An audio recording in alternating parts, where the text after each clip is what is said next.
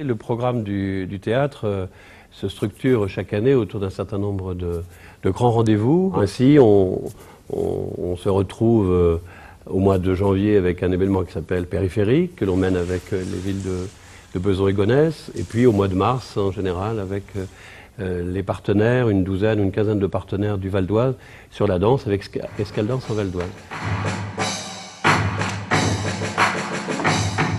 Le projet de Nasser Martin-Gousset qui s'appelle Renoir est un projet qui est une grande nouveauté.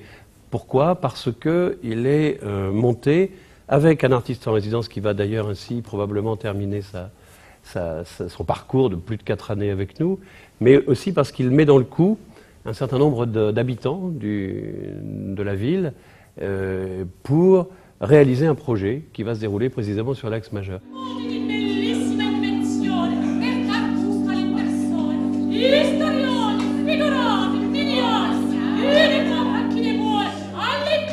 Nous avons une très grosse création, très grosse par l'enjeu que cela représente et par l'importance aussi des partenaires. Il s'agit de L'Egisto, qui est une pièce baroque qui est montée avec la Fondation Royaumont et le Festival baroque, qui est l'un des premiers opéras. Alors on pourrait dire, oui, la période baroque, c'est des vieux trucs, ça ne nous concerne pas trop, c'est pas très intéressant.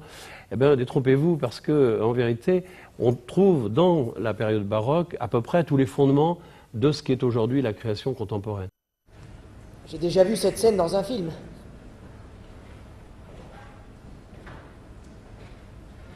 Et aujourd'hui, c'est moi qui suis là par terre.